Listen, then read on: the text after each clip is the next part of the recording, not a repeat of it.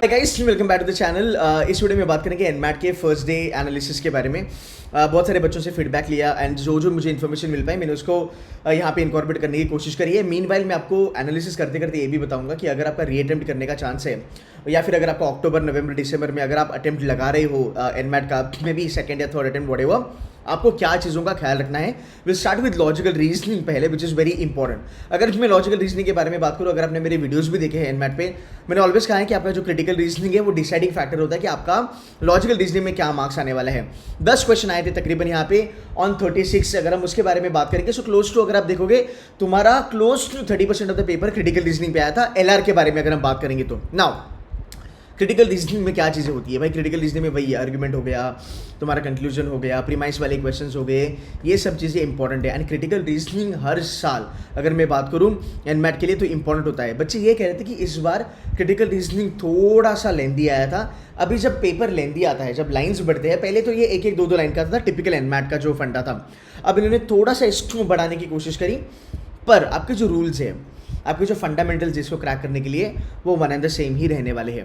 ये GMAT level पे तो नहीं गया, बिकॉज जीमैट लेवल का सीआर बहुत हाई लेवल पे होता है। अगेन अगर आपने डैशबोर्ड में जितने भी वीडियोज़ है क्रिटिकल रीजनिंग के, अगर आपने वो देखे होंगे, आपने देखा होगा कि क्रिटिकल रीजनिंग उसके बाहर नहीं आया था। सो अगर आप C2C मेंटर्स के बच्चे हो और अगर आपको एनमैट देना है आगे जाके, आपको डैशबोर्ड पे जितने भी क्रिटिकल रीजनिंग के वीडियोज़ मैंने रखे हैं वो देखना बहुत ज़्यादा ज़रूरी है। Then we talk about course of action. ये स्कोरिंग भी है, ये डुएबल भी है। इसमें जो आपके डैशबोर्ड पे जो वीडियो है जहाँ पे मैंने 17 रूल्स बताए हैं कोर्स ऑफ एक्शन के, उसके बाहर ये बिल्कुल भी नहीं आया था। सेम अगर मैं बात करूँ तुम्हारे अजम्पशंस के बारे में, जहाँ पे नेगेशन का जो रूल है वो भी बहुत अच्छे से वर्कआउट करा। सो course of action is doable, critical reasoning is doable. Syllogism के जो रूल्स हैं वही काम करते हैं। Syllogism out of the world नहीं था, बच्चों ने कहा सिलोजिज्म हम आराम से कर सकते थे। थोड़ा सा सरप्राइज दिया हमें इनपुट आउटपुट में। कुछ बच्चे कह रहे थे कि मुझे 8 मिले थे, कुछ बच्चे कह रहे हैं मुझे 4 इनपुट आउटपुट मिले थे। देखो यार, सिंपल सी बात है, इनपुट और आउटपुट का फंडा क्या है ना, आप कोई भी एग्जाम दे दो, स्नैप दो, एनमैट दो, जैट दो, अब कोई भी एग्जाम दो, CET दो, input output is always going to be time consuming. एक एग्जाम ऐसी है जो टाइम बेस्ड है, वहाँ पे इनपुट आउटपुट आपको त्रास देगा ही देगा, there is no doubt about it. What you can do is you can start working on it, you can try to increase the थोड़ा सा स्पीड ऑन दिस, राइट। जो एनमैट गाइड आपके dashboard पे पड़ा है, वहाँ से अगर आप सॉल्व करोगे तो आपको मजा आ जाएगा, एक रियल आइडिया आपको पता चलेगा। सो इसमें कॉम्बिनेशन था अल्फा प्लस नंबर वाले इनपुट आउटपुट आए थे, which is why difficulty level आपका थोड़ा सा यहाँ पे बढ़ गया। बट अगेन आप इसको कर सकते हो, थोड़ा टाइम कंज्यूमिंग है बट कर सकते हो। यहाँ पे ब्रेक लगने के चांसेस बहुत ज़्यादा अच्छे। इम्प्लिसिट स्टेटमेंट में थोड़ा सा पंगा होता है, बिकॉज यहाँ पे चीज़ें गलत जाने की चांसेस बहुत ज़्यादा सही होते हैं। मतलब आपको थोड़ा सा सोच के यहाँ पे अटेम्प्ट करना पड़ेगा। स्ट्रॉन्ग और वीक आर्गुमेंट के बारे में अगर मैं बात करूँ, ये 2 क्वेश्चंस भी आपके लिए एक्चुअल में डुएबल थे। अगेन ये रूल बेस्ड था गाइज। सो अगर आप C2C के बच्चे हो, आपके डैशबोर्ड पे जो वीडियोस पड़े हैं वो आपका पूरा critical reasoning, argument, course of action, inference वगैरह सब कुछ it will take care of. Syllogism के वीडियोस भी शैंकी सर के हैं, वैभव सर के हैं, जाके वो देख लेना, that's going to be really helpful. Matrix arrangement was doable, numerical puzzle was also doable. एक सरप्राइजिंग फैक्ट था कि यहाँ पे डिसीजन मेकिंग आया। अगर आप थोड़ा बहुत अच्छे लेवल पे अगर आपने प्रैक्टिस करी है, सो DF में यहाँ पे डुएबल था। फैक्ट और स्टेटमेंट मेरे ख्याल से 2 क्वेश्चन आए थे, इसके बारे में मुझे ज़्यादा जानकारी नहीं मिली। बट अगर हम ओवरऑल देखते हैं 36 क्वेश्चंस आपके आए थे एंड यहाँ पे स्कोर होने के चांसेस अच्छे थे। अगर मैं बात करूँ तुम्हारे वर्बल के बारे में, देखो वर्बल में ना मैं ऑलवेज कहता हूँ verbal ability is a game changer. यहाँ पे भी आपका वर्बल एबिलिटी गेम चेंजर रहा। बट यहाँ पे एक सरप्राइजिंग फैक्ट ये था कि हमें एक्सपेक्टेड थे कि हमें आएंगे भाई 3 नारसी, तकरीबन अगर मैं बात करूँ 3 मल्टीप्लाइड बाय 4, 12 क्वेश्चन हमें एक्सपेक्टेड थे, पर 12 क्वेश्चन एक्चुअल में नहीं आए। हमारे पास 8 क्वेश्चन आरसी के आए। They were not that lengthy at such, but thought provoking definitely थे। अगर आपका आरसी पे होल्ड है तो आप कर सकते हो। अगेन जो भी रूल्स मैंने बताए हैं कैट के, जो भी हमारे जो सेशंस हुए हैं, जो भी रूल्स मैंने बताए हैं वो यहाँ पे आपके लिए एप्लीकेबल होंगे। पैराजम्बल मक्खन के जैसा इजी था, स्ट्रेट फॉरवर्ड था। एनालॉजी 6 क्वेश्चन आए थे, इसमें डुएबल 4 क्वेश्चन हो सकते हैं मोस्टली, बाकी 1 या 2 क्वेश्चन आपको थोड़ा बहुत त्रास देके जाएंगे। प्रेपोजिशंस, ग्रामर के जो वीडियोस आपके डैशबोर्ड पे जो डले हुए हैं, बच्चे ने कहा कि प्रेपोजिशंस उसी सेम लेवल पे आए थे, उसमें ज़्यादा दिक्कत नहीं आई। अब हम बात करेंगे error spotting, which is nothing but correction, error correction वगैरह वगैरह। इसमें आपका ग्रामर वगैरह भी आ जाता है, थोड़ा बहुत वोकैब का भी यहाँ पे पार्ट आ जाता है। सो FIB एंड एरर स्पॉटिंग, ये जो 2 चीज़ें थी ये बहुत ज़्यादा सही थी। अगर आपने यहाँ पे प्रैक्टिस करी होगी तो यहाँ पे आपको फ़ायदा मिलेगा। बट अगेन अगर आप एक ओवरऑल देखोगे ना गाइस, अगर आपको रीअटेम्प्ट भी करना है ना, या फिर अगर आपका अटेम्प्ट आने वाला है, देखो ये जो दो चीज़ें हैं ना, आपको ये नंबर में ज़्यादा दिखेगी, बट आप यहाँ पे एक चीज़ याद रखना, आप जितना भी इसको करो उतना वो कम होने वाला है, बिकॉज इसका कोई लिमिटेशन नहीं है, ये अथांग सागर है, इट्स एन ओशियन। जितना तो कर सकता है वोकैबुलरी उतना कर, कुछ फ़ायदा नहीं होने वाला। आई मीन अगर आपको आता है तो वेरी गुड, बट इतना भी डिफिकल्ट नहीं आएगा कि आपको कुछ भी नहीं आएगा। आपके 2-3 वर्ड्स आराम से निकल जा सकते हैं अगर आप वर्ड पर मेडीजी वगैरह देखते हो, जिसकी वीडियोस आपके डैशबोर्ड पे ऑलरेडी हमने अपलोड करी है। So I would always say that try to score as high as you can in RCs and other things, because ये थोड़ी सी ना कॉम्प्लिकेटेड नहीं बोल सकते हैं, बट गारंटी नहीं हम दे सकते कि जो मैंने पढ़ा है वही मुझे दिखेगा ऑन द डी डे। तो जो बच्चों को ये चीज़ें समझ में आती है कि हाँ यार वोकैबुलरी कितना कर सकता है, हर एक वर्ड थोड़ी ना आ सकता है, सो यहाँ पे थोड़े से पंगे होते हैं, and because of that NMAT का verbal becomes slightly difficult. So I won't say it was on a very high level, it was not at all difficult level, but definitely it was easy to moderate level as far as your verbal is concerned. Quants के बारे में अगर हम बात करेंगे, quants में again modern maths is always going to be deciding factor. देखो modern maths वैसे भी कैट में बहुत कम आता है, एंड मॉडर्न मैथ्स थोड़ा समझने के लिए भी डिफिकल्ट है, बट मैं आपको मैथ्स के बारे में अगर बताऊं, आपके डैशबोर्ड पे जो भी वीडियोस है, आप कैट के बच्चे हो, नॉन कैट के बच्चे हो, वैभव सर की जो भी वीडियोस आपके डैशबोर्ड पे ऑलरेडी अपलोडेड है, वहाँ से अगर आपने मॉडर्न मैथ्स बेसिक लेवल का करा होगा, एक्चुअल में जो क्वेश्चंस आए थे वो उसके ऊपर नहीं आए थे।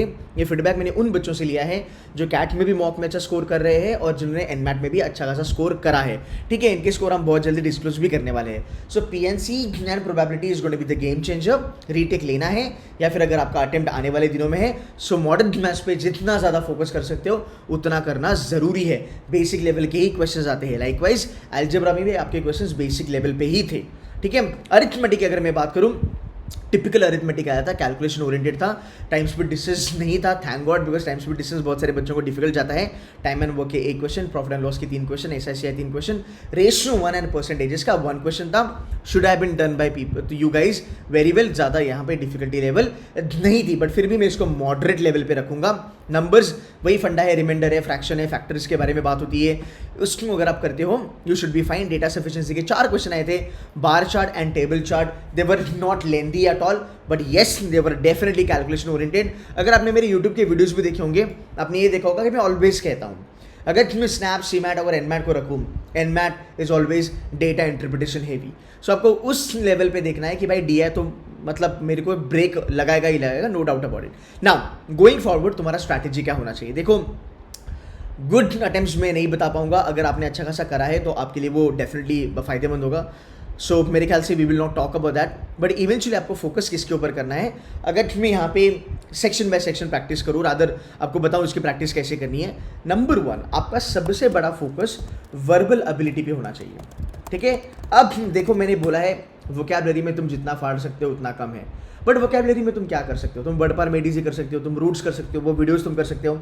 आपकी वर्बल एबिलिटी में भी आई वुड एडवाइज आप पैरा जंबल पे ज़्यादा फोकस करो, आप पैरा कंप्लीशन चीज़ों पे ज़्यादा फोकस करो, आप बेसिकली ग्रामर के जो रूल्स है उसके ऊपर ज़्यादा फोकस करो, बिकॉज ग्रामर की रूल्स है मतलब लिमिटेशन है, वो कहीं ना कहीं खत्म होगा, उसके बाहर नहीं आएगा। फिर भी 100% आप कवर नहीं कर सकते हो, बट कंपेयर टू वोकैबुलरी आप ग्रामर बढ़िए कर सकते हो और अच्छे से आपके क्वेश्चंस निकल सकते हैं।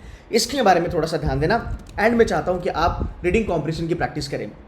अगर आपने एनमैट की हमारी मॉक्स देखी है, देखो हम ज़्यादा एनमैट के बारे में मैंने वीडियोस नहीं बनाए हैं, but I tell you genuinely when people come to us, when somebody who has scored last year 270 280 240 250, वो बच्चे कहते हैं सर एनमैट के आपके मॉक्स जेन्युइनली बहुत ज़्यादा अच्छे हैं। आज भी बच्चों ने फीडबैक दिया था कि बच्चों को बोलो एनमैट के मॉक्स करने के लिए। Trust me, I am not kidding on this. अगर आप आने वाले समय में रीटेक देना चाहते हो या फिर अगर आप अटेम्प्ट करना चाहते हो, C2C के एडमैट के मॉक्स देखे बगैर एनमैट के लिए मत जाना।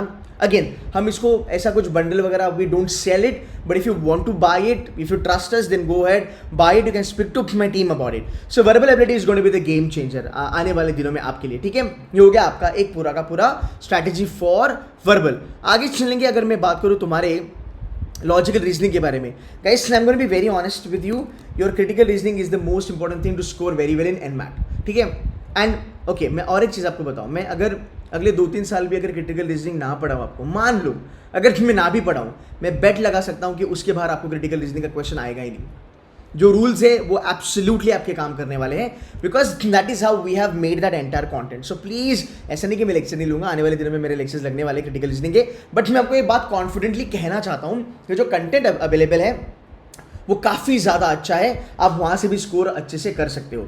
सो number 1 is going to be your critical reasoning, followed by course of action, followed by cause and effects, weak argument, implicit statement, explicit statement. इसके ऊपर आप ज़्यादा काम करना चालू करो, बिकॉज कैसा होता है ना, अगर आपके बाजू में जो बच्चा बैठा है वो पक्का क्रिटिकल रीजनिंग में डाउन होने के चांसेस है, बिकॉज सीआर उस लेवल का आता है. बट अगर आपने उसके ऊपर होल्ड करा, आप अच्छे से कर सकते हो. लाइकवाइज अगर आप देखोगे अरेंजमेंट्स, हमें पता है अरेंजमेंट्स आर इंपॉर्टेंट, मैट्रिक्स हो गया, लीनियर, सर्कुलर हो गया, और बच्चा लोग बहुत ज़्यादा अरेंजमेंट पे फोकस करता है, तो बच्चों के मार्क्स अरेंजमेंट में आते हैं. कंपेयर टू क्रिटिकल रीजनिंग ना, क्रिटिकल रीजनिंग में समझ में नहीं आता कि यार आंसर क्या होगा, तो मोस्ट ऑफ द टाइम तुक्का लगता है. आप कमेंट करके बता सकते हो कि मैं सही कह रहा हूँ, गलत कह रहा हूँ. So CR is going to be the number 1.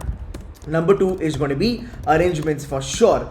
आने वाले दिनों में number 2, I will just correct the spelling by the way, आने वाले दिनों में इनपुट एंड आउटपुट पे थोड़ा फोकस करना चालू करो, ठीक है. नाउ जहाँ तक सवाल है आपके मैथ्स का, जहाँ पे सवाल है आपके क्वांट्स का, देखो मैं आपको 2 ऑप्शन देता हूँ. अगर आपको बहुत अच्छे से आता है क्वांट्स, आप क्वांट्स को बिल्डअप कर सकते हो बड़े अच्छे से.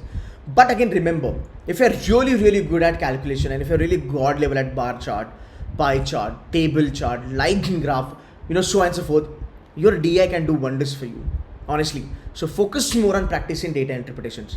आने वाले दिनों में मॉडर्न मैथ्स के क्वेश्चंस आएंगे. I am not saying that कि आप मत करो. अभी 4 दिखे हैं, किसी किसी बच्चों को 5 दिखेंगे, कभी कभी 7-8 भी चले जा सकते हैं. इसमें करना आपको ये है, जितना बेसिक तुम समझ सकते हो उतना बेसिक तुम करो, अच्छे से करो. आप अरिथमेटिक पे भी कर सकते हो, आप नंबर्स अच्छे से कर सकते हो, एल्जेब्रा भी आप अच्छे से कर सकते हो, एंड डीआई भी आप अच्छे से कर सकते हो. सो अंडरस्टैंड तुम्हें क्या इसमें से पॉसिबल है, तुम्हारे लिए क्या क्या डूएबल है, एंड अकॉर्डिंगली अपना स्ट्रैटेजी बनाना ज़रूरी है. अगर आप रीटेक लेना चाहते हो, मैं कहूँगा अपने आप को एक अच्छा खासा टाइम देना रीटेक के लिए.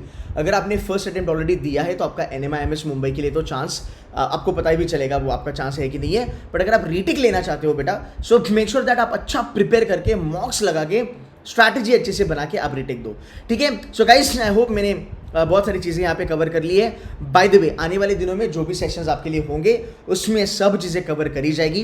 पुराने साल के जो एनमैट के जो पेपर्स हैं वो भी हम कवर करने की कोशिश करेंगे. And if you want to join C2C Mentors for NMAT, you can definitely join us. Best mocks you will get and the best content you will get. ठीक है guys, on that note, thank you so very much for watching this video.